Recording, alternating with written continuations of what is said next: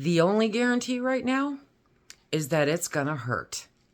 Probably a lot. Hello, everybody, and welcome to SuttonsDaze. If you're new here, my name is Lisa.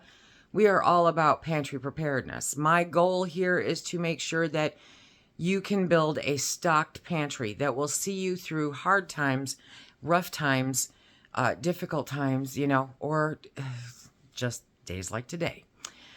So, it happened. The tariffs have been implemented, and now we have to see exactly how bad it's going to get.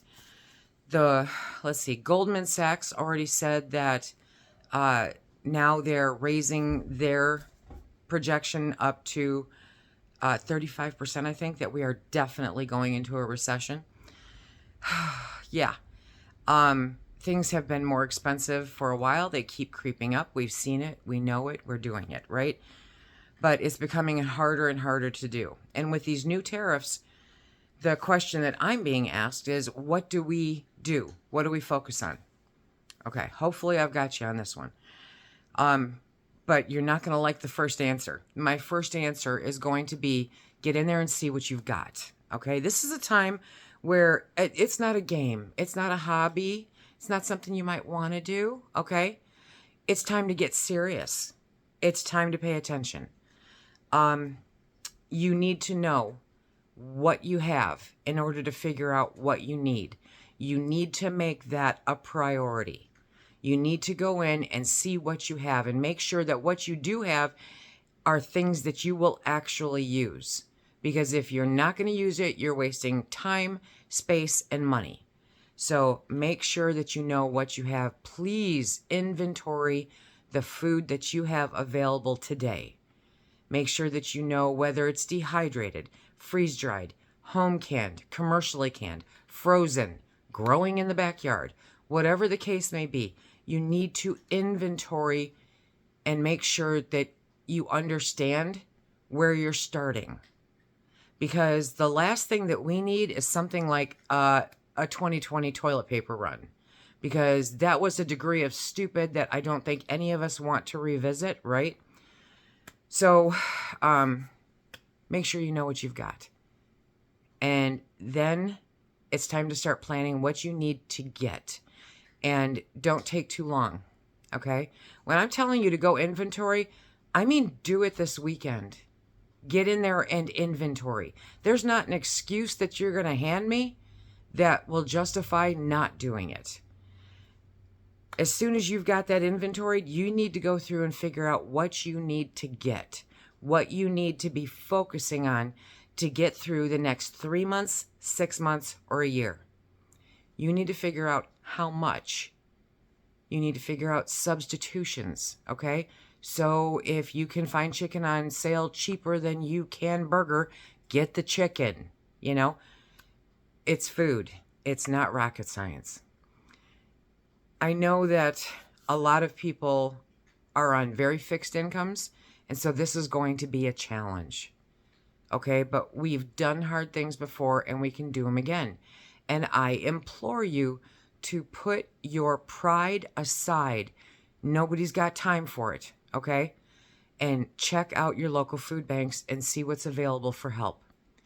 Reach out to local organizations or churches or whatever and see what kind of help is available to make sure that you can get stocked up in your pantry, okay?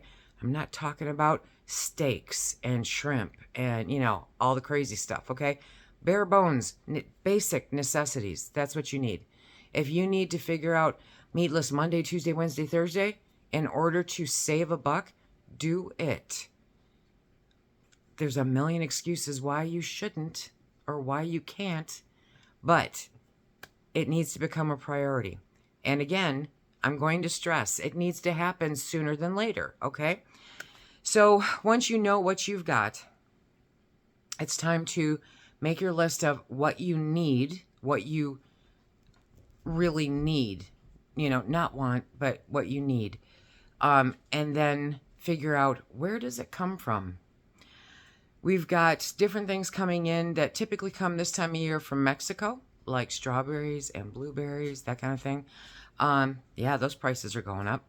There's a lot of places in the food industry that you're going to see this hit, and it's going to hit first. It's going to hit within the next 3 to 4 weeks. That's why I'm stressing to get in there and figure out what you've got. Don't be part of the problem. Please don't panic buy. Please. The only thing you do is harm yourself and other people. You, at that point, are really close to a hoarder, okay? Unless you fully intend to eat all 100 cans of tuna. Seriously. So focus on the food, because the food is where we're going to see it first. So the first place in the food you're going to see it is like your produce aisle, okay? You know, a lot of our bananas come from Guatemala. I didn't know that. Okay, but they come from Guatemala. Grapes come from Peru.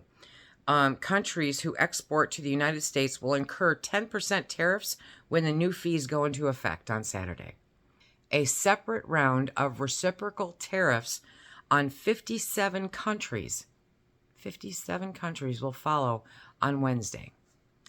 The seafood counter, if you are into seafood, because I love me some shrimp, right? It's going to be even worse there. It's going to be so much worse there. Grocery stores sell a lot of shrimp from Vietnam, which was hit with a 46% reciprocal tariff, and India with a 26% reciprocal tariff. So if you can get it now, get it. Very soon, price hikes for things like sugar and coffee, which is already at its historic high price, right? Specialty coffee beans might eventually cost consumers 10 to 35% more than before the tariffs. Yeah, I'm so looking forward to that.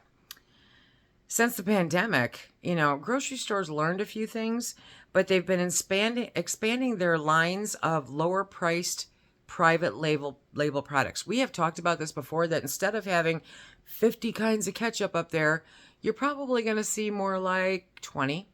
And they're going to be specialty label. Walmart just came out with good something right there. Their own little private label that's different than Great Value. That's what they're focusing on, instead of all of those different varieties. So your variety may be hitting the chopping block.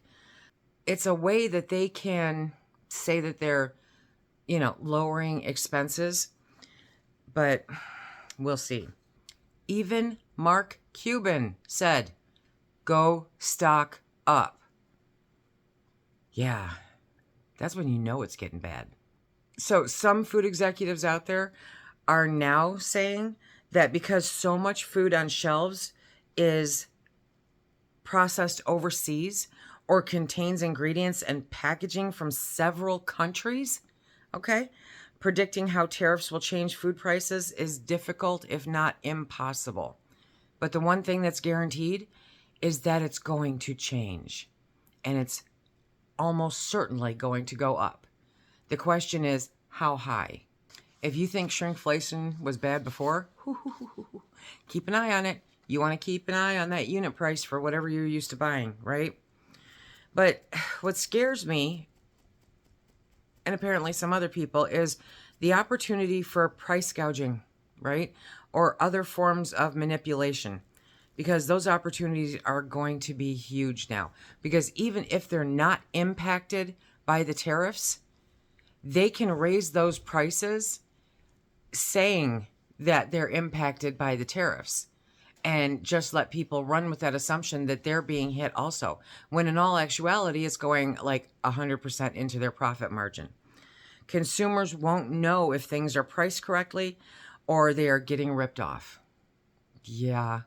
All levels of the food business, just figuring out the additional paperwork will take time. I really feel for anybody in the restaurant business right now. Walmart requires suppliers to give advance notice of price increases and clear documentation for them. So Walmart has a very well-developed, stringent method for getting super low prices on all of their stuff on their shelves. They have a system that they created and have mastered, okay? Most businesses, though, have yet to set up systems for anything like this. Any recording and paying of tariffs, they don't have a clue. It's going to take a year at least for all of the costs to ripple through. Definitely. But that's not going to stop the prices from hitting us immediately. So what I want you to focus on first and foremost is getting that pantry stocked. Stock up those things that you have to have. Do I have 2 5-gallon buckets full of coffee? You bet your patootie I do, okay? Because I saw this coming. I knew it was coming. And so, yes, I got a whole bunch of my coffee coming in. And I got it at not the best price, but a price lower than what it's going to be over the course of the next 3 months. Stock up on your necessities. We could see some serious disruption because they are starting to kick back, and there are actual contracts canceled. I believe it was for chicken that I read, to someplace overseas. I want to say China. They canceled the contracts. They don't send us the chicken. We don't want it from you anymore. Most of the agriculture that we produce, we mass produce, we overproduce because we are producing it to ship it to other countries. And now those other countries are basically giving us the finger and saying, we're not playing with you anymore. But we can't. How do you eat an elephant? One bite at a time, right? You can't do the whole thing right now. You can't. But you can set aside a little bit more than what you're doing. You can devote more attention to what you're doing. You can focus to know what you've got so you know what you need so that you're not wasting money that you don't have. I cannot tell you how important that is. If you have never listened to me so much as one time before about inventorying and seeing what you have, now's the time to listen. It's really becoming very serious because this is going to get very painful, without a doubt. Unless you are Mark Cuban, okay, this is going to get painful. So for you and me, everyday Joes that are like trying to figure out how to save a couple bucks on our electric bill, that's going to be the least of our worries. It's going to be right up there with the rest of them, but it's still not going to be as bad as how do we put food on the table? How do we stock our shelves? How do we make sure that we have what we need? It's going to get ugly. One thing I also want you to focus on when I'm saying food, okay, is if you use a lot of herbs and spices, go get them, okay? Go get them now because most of those are not from here. Cinnamon doesn't come from here, you know? You need to make sure that you are stocked up so that you are covered for 3, 6, 12 months.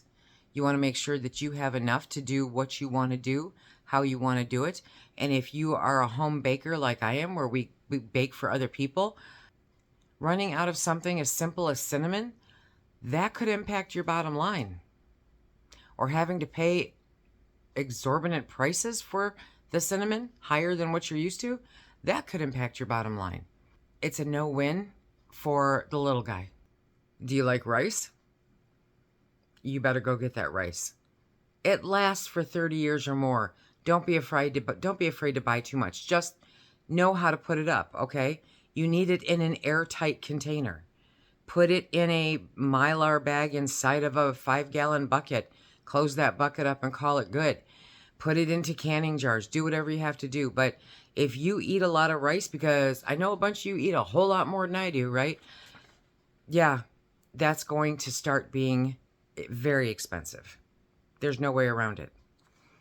I saw one article where they said that it's harder to stock up on avocados than it is canned soup. You betcha, okay?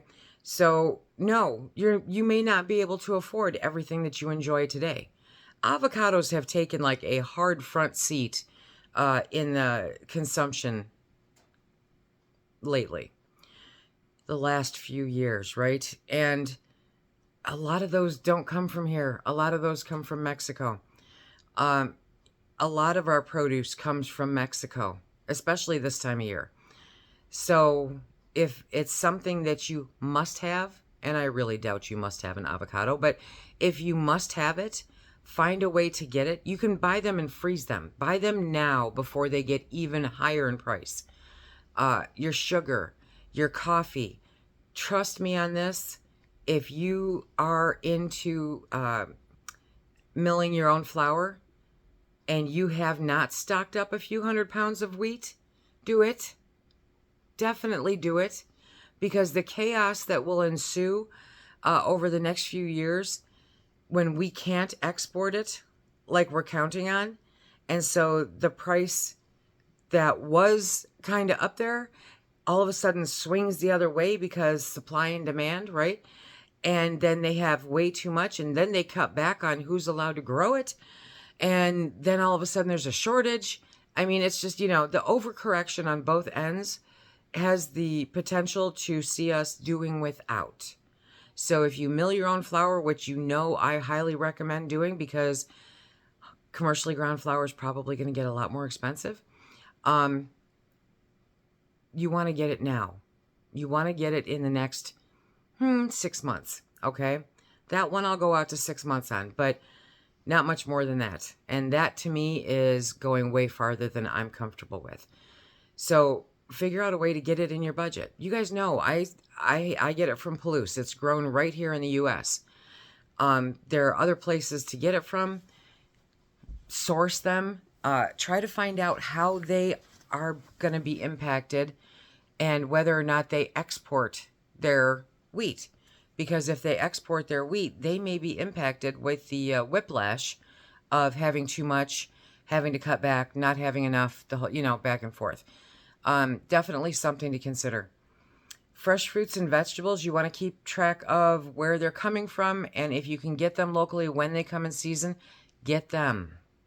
If you have the potential to grow some on your own property, grow some. Even if it takes a couple of years, it'll be worth it in a couple of years. It'll be worth that and then some in a couple of years. This is just for the pantry, okay? We've been talking about shortage lists for, 3-4 years now, right? Coffee's always been there. Sugar's always been there. Wheat's always been there. Chocolate, wine. The winemakers have no idea how this is impacting them.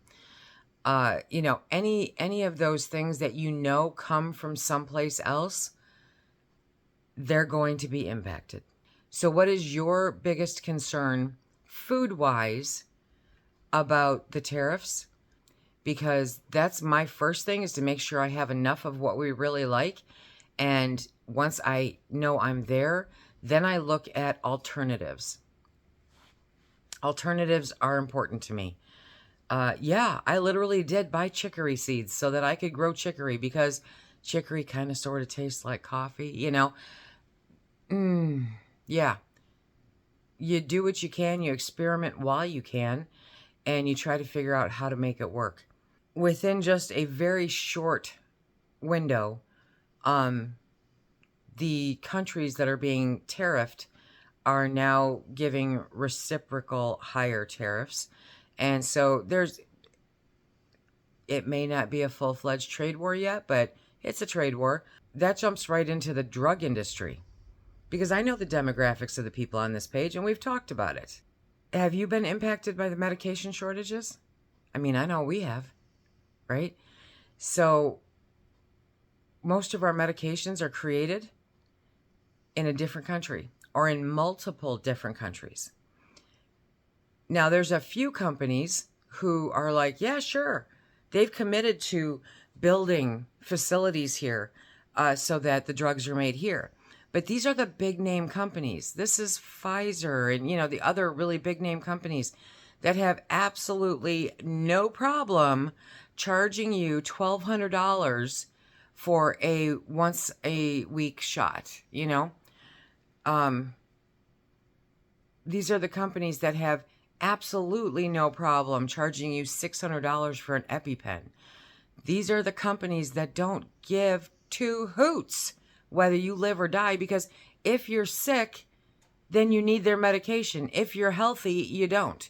If you die, they'll just go on to the next person. These are the companies that can afford to take that hit and build those facilities. The companies that create the generic ones, they can't afford to build new manufacturing plants. So who pays the price? Or if they can, who pays the price? Well, we do. Yes, we do. Because that means the generics are going up too, because they had to build a whole new building all of a sudden.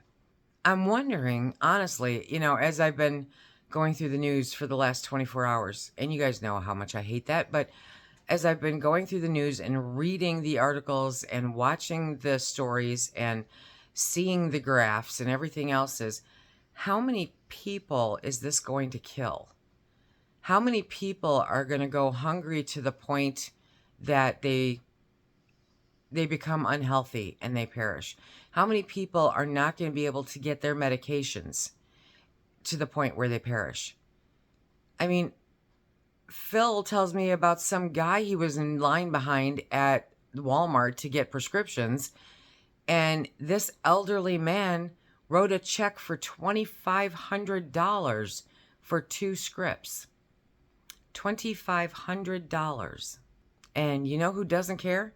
The CEOs of the pharmaceutical companies and anybody in our government, regardless of your politics, because I don't care.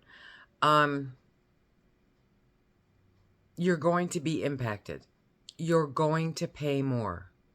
Whether you can afford it or not, you're going to pay more for everyday things that we use all the time and we just take for granted. Because made in America isn't made in America. That's been a fallacy. That part over there is made in Mexico. That part over there is made in China. That part over there is made in Taiwan. And then they send it here and we put it together and it was made in America. But guess what can't be made in America if you can't get it or have to pay too much from these other countries due to tariffs? And if you do manage to put it together, you're going to have to increase your price because it costs you more, so your profit line goes down, right? This is going to hurt everybody. But some of us, it's going to be exceptionally painful. You want to keep an eye on things like your batteries, okay? You want to keep an eye on things like any of your solar stuff. Make sure that you have all your parts and pieces. You want to make sure electronics. I mean, if you have the funds and you have not upgraded your phone but can, go upgrade your phone now, this month, If you haven't upgraded different electronics around your house that you deem necessary, now is the time to do it. But first and foremost, get that pantry stocked. Make sure that you and yours can eat. Make sure that you're eating relatively good, healthy food, okay? Honestly, you guys, I didn't even know. I focus on what's in the food more than anything, and so I did not realize that, well, yeah, that makes sense.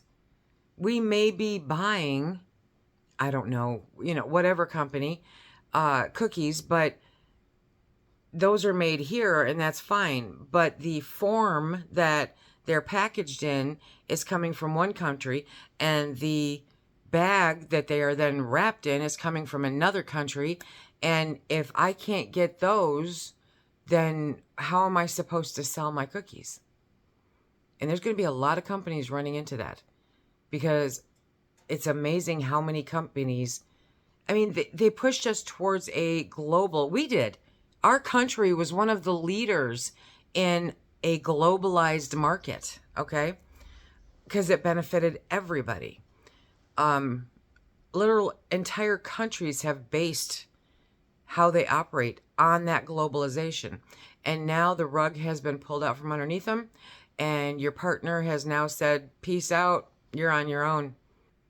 As we sit here and watch this play out, it's not about the politics. It's not about your politics, my politics, Aunt Susie's politics. It's not.